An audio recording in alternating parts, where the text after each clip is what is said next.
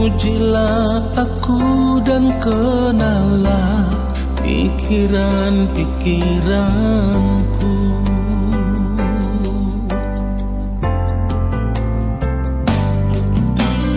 Selidikilah aku, ya Allah,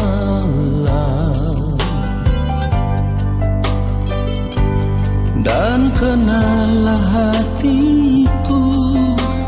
Ujilah aku dan kenalah pikiran-pikiranku.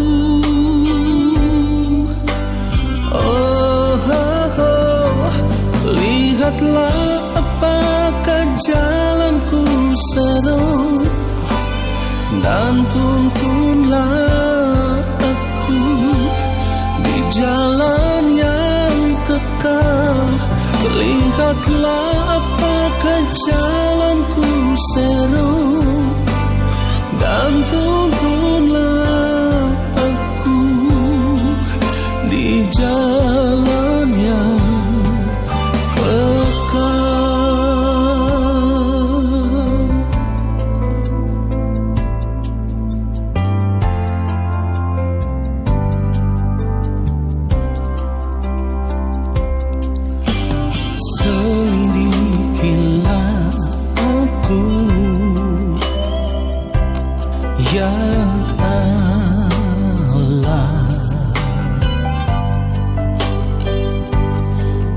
kenalah hatiku.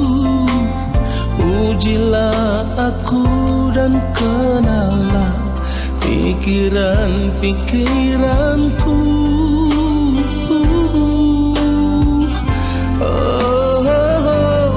Lihatlah apakah jalanku seru, dan tuntunlah aku di jalan yang kekal. Lihatlah apakah jalanku seru, dan tuntunlah aku di jalan yang kekal.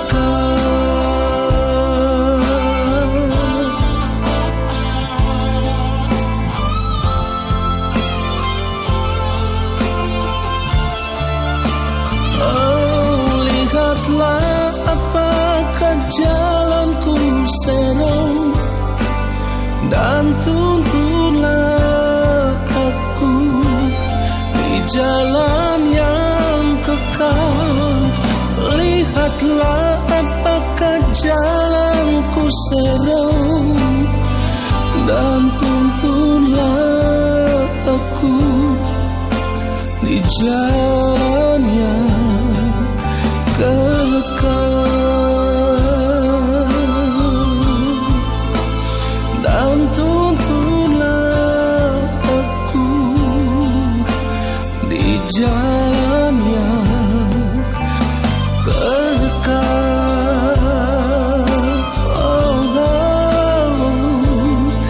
Dan tuntunlah aku di jalan yang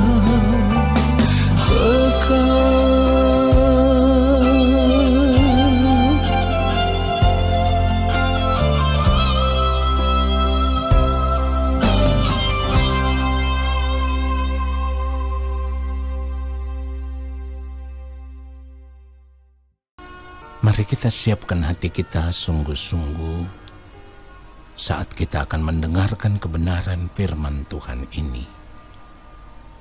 Biarlah kita mau menanggalkan setiap beban, setiap persoalan, setiap tantangan, setiap masalah hidup kita.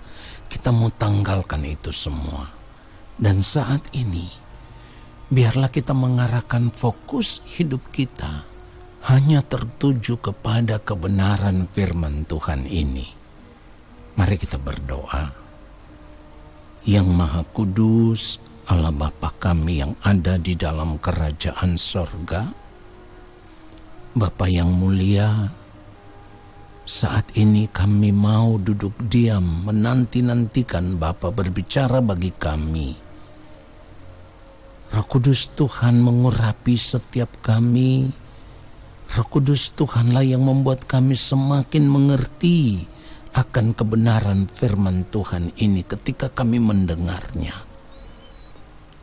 Bapa, apapun yang Bapa sampaikan, biarlah setiap kebenaran firman Tuhan itu yang mengubah setiap keberadaan hidup kami. Taruhlah hamba-Mu serendah-rendahnya ya Tuhan, sebab hamba hanyalah alat. Pakailah lidah bibir mulut hamba hanya untuk menyampaikan kebenaran-Mu ya Tuhan. Lalu Bapa yang dimuliakan, Bapa yang ditinggikan, Bapa yang diagungkan di dalam setiap kebenaran ini, dan kebenaran-Mu itulah yang mengubah kami. Kami siapkan hati kami untuk menerima kebenaran firman-Mu ya Tuhan. Haleluya. Amin.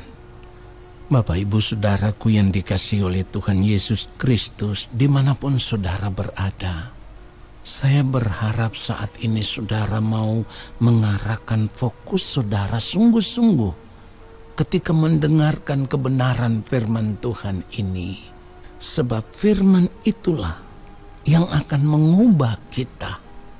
Nah saudara, sebagai orang percaya ada satu hal yang harus kita sadari, yaitu kita tidak dapat bersembunyi di hadapan Tuhan dalam keadaan apapun.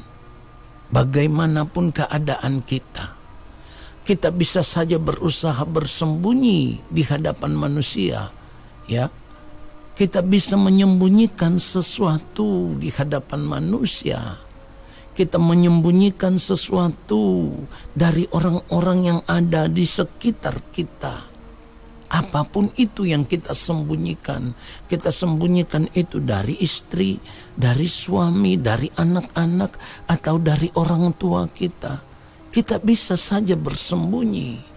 Tetapi ingat baik saudaraku, di hadapan Tuhan kita tidak bisa bersembunyi, kita tidak bisa menyembunyikan sesuatu di hadapan Tuhan.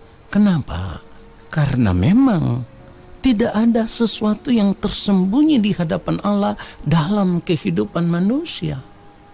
Tidak ada sesuatu yang bisa kita sembunyikan. Ketika kita duduk, ketika kita berdiri, apa yang kita pikirkan, ya, apa yang kita katakan, apa yang kita lakukan, bahkan yang masih tersimpan jauh di kedalaman hati kita, yang belum kita ungkapkan, Allah sudah mengetahui semuanya itu. Jadi kita tidak bisa bersembunyi di hadapan Allah. Kalau kita baca kebenaran firman Tuhan Mazmur 139, ya, mulai ayat 1 dan seterusnya. Untuk pemimpin biduan, Mazmur Daud. Tuhan, Engkau menyelidiki dan mengenal aku. Ayat yang kedua, Engkau mengetahui kalau aku duduk atau berdiri. Engkau mengerti pikiranku dari jauh. Ayat 3, Engkau memeriksa aku kalau aku berjalan dan berbaring. Segala jalanku Kau maklumi. Ayat 4, sebab sebelum lidahku mengeluarkan perkataan, sesungguhnya semuanya telah Kau ketahui ya Tuhan. Jadi tidak ada sesuatu yang bisa kita sembunyikan di hadapan Allah. Saya katakan tadi sebelumnya, kita bisa saja bersembunyi di hadapan manusia. Kita bisa saja bersembunyi dari istri, dari suami, ya, dari anak-anak, dari orang tua, dari orang-orang terdekat, ya. Tetapi kita tidak bisa bersembunyi di hadapan Allah. Nah, saudara, pertanyaannya sekarang, yang biasanya kita sembunyikan itu apa? Ya. Yang biasanya selama ini kita sembunyikan itu apa? Harus jujur. Kalau selama ini seringkali yang kita sembunyikan itu adalah perbuatan-perbuatan yang tidak berkenan di hadapan Allah. Yang kita sembunyikan itu adalah perbuatan-perbuatan dosa. Tetapi seringkali saudaraku, kita merasa aman-aman saja, ya. Kalau apa yang kita lakukan itu tidak diketahui oleh istri, tidak diketahui oleh suami, tidak diketahui oleh anak-anak, atau apa yang anak-anak perbuat tidak diketahui oleh orang tua. Kita sembunyikan itu rapat-rapat. Nah saudaraku, ketika kesalahan-kesalahan yang kita buat atau dosa yang kita buat dalam bentuk apapun, jika itu tidak diketahui oleh orang lain atau orang-orang yang dekat dengan kita, seringkali kita berusaha untuk mengulanginya. Karena kita berpikir, ya aman-aman saja. Berbuat dosa, ya aman-aman saja. Kita lupa saudaraku, ketika kita merasa aman karena tidak ada orang yang mengetahui apa yang kita perbuat, dosa yang kita perbuat, pelanggaran yang kita perbuat, tetapi kita lupa bahwa Tuhan dari atas sana, Bapa di surga, melihat jauh sampai di kedalaman hati kita. Bapa di surga melihat semua perbuatan kita yang tidak berkenan di hadapannya, dan itu melukai hati Bapa. Itu mengecewakan Bapa, itu mendukakan hati Bapa. Kalau kita tidak mau menyadari akan semua ini, ya, maka cara hidup seperti inilah yang sebenarnya sedang menggiring kita berjalan menuju pintu kebinasaan di kekekalan nanti. Oleh sebab itu kita harus mulai belajar jujur dengan hidup ini. Sebagai suami ya kita harus belajar jujur kepada istri. Sebagai istri kita belajar jujur kepada suami. Sebagai anak-anak kita belajar jujur kepada orang tua. Jadi kehidupan kita itu menjadi kehidupan yang benar-benar indah di mata Tuhan. Tidak ada yang tersembunyi. Kalaupun kita bersembunyi, tetapi firman Tuhan katakan, Tuhan menyelidiki kita, Tuhan mengenal kita. Ketika kita duduk, ketika kita berpikir, semua yang kita lakukan, kita berjalan, kita berbaring, Tuhan tahu semuanya itu. Kalau kita baca kebenaran firman Tuhan, Amsal 15 ayatnya yang ketiga, firman Tuhan katakan mata Tuhan ada di segala tempat, mengawasi orang jahat dan orang baik. Kenapa dikatakan Tuhan itu mengawasi orang jahat dan orang baik? Sebab apapun yang kita lakukan, dengar baik, apapun yang kita lakukan, semuanya itu harus kita pertanggungjawabkan di hadapan pengadilan Tuhan nanti. Oleh sebab itu apapun yang kita lakukan saat ini, kita tidak boleh merasa aman kalau memang karena istri tidak mengetahui perbuatan kita. Jangan merasa aman karena suami tidak mengetahui perbuatan kita. Kalau sebagai karyawan, jangan merasa aman kalau atasan tidak mengetahui perbuatan kita, apapun bentuknya, ya. Entah itu korupsi, manipulasi, ya. Jangan merasa aman. Sebagai rekan bisnis, jangan merasa aman kalau rekan bisnis kita tidak mengetahui rencana jahatnya kita, supaya kita bisa menguasai bisnisnya itu. Nah saudara yang dikasihi Tuhan, apapun perbuatan yang kita lakukan, semua nyata di hadapan Tuhan. Dan ingat, itulah yang harus kita pertanggungjawabkan di hadapan Tuhan.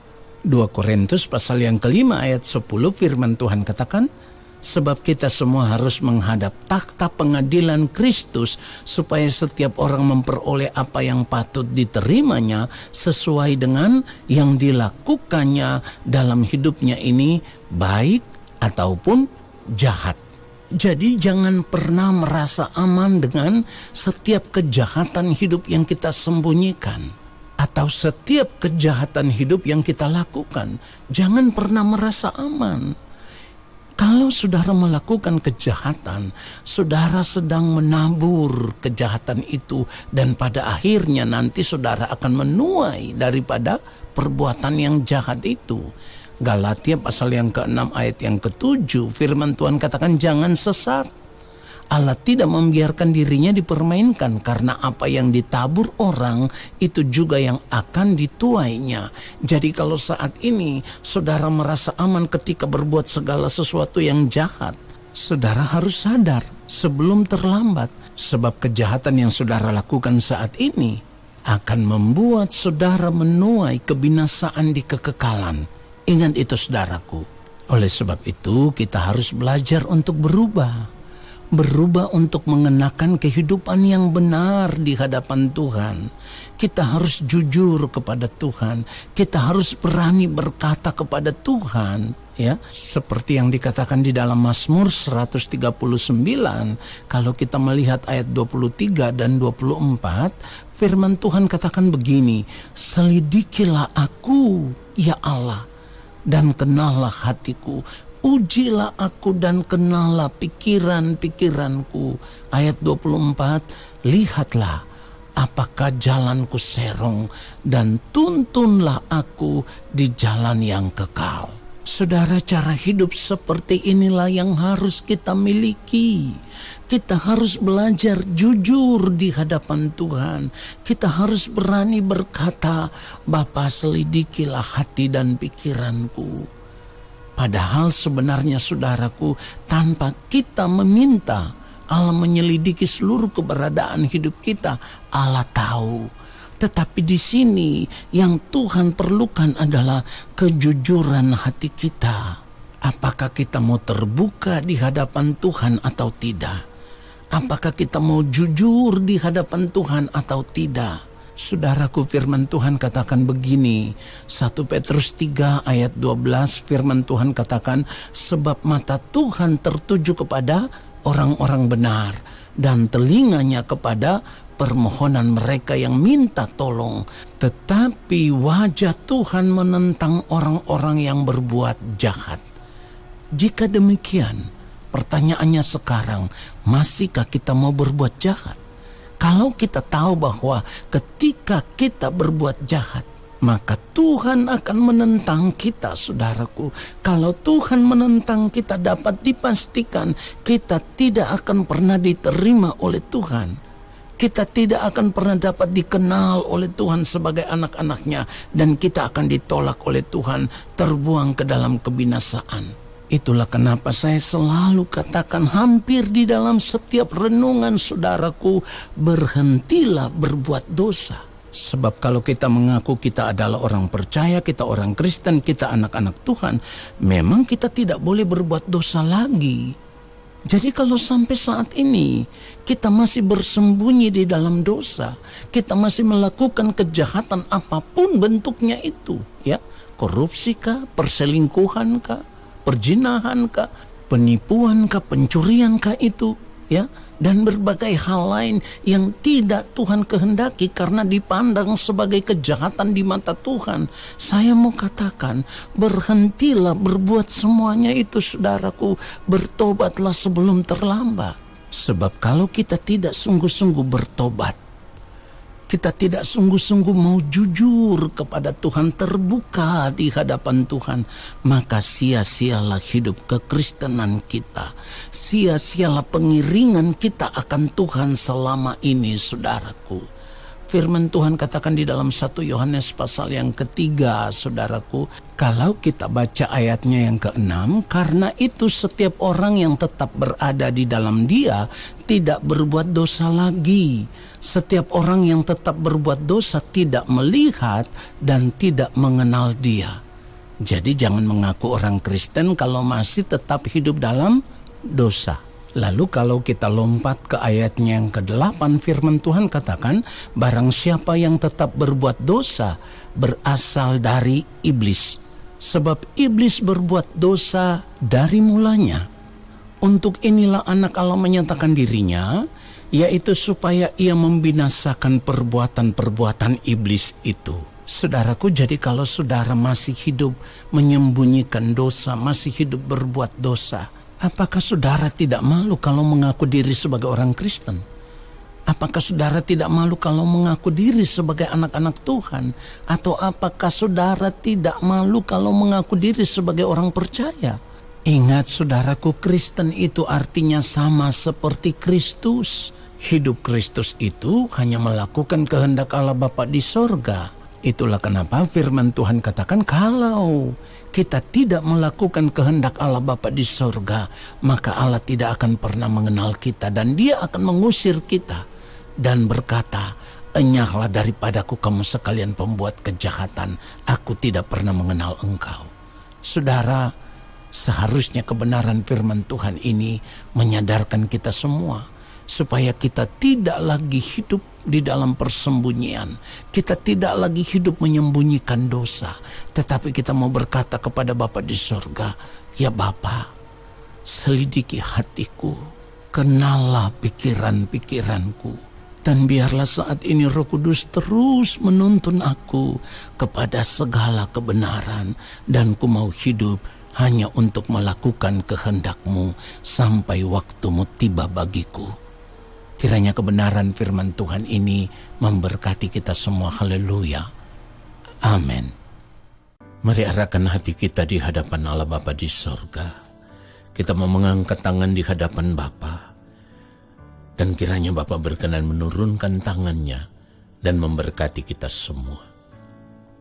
Segala berkat kasih karunia daripada Allah Bapa di sorga, rahmat cinta kasih yang berlimpah-limpah dari Gembala Agung Tuhan Yesus Kristus, di dalam persekutuan yang manis dengan Roh Allah yang kudus, kiranya turun atas kehidupan kita semua, menyertai langkah hidup kita semua, dan memberkati kehidupan kita semua, sekarang dan sampai selama-lamanya. Amin.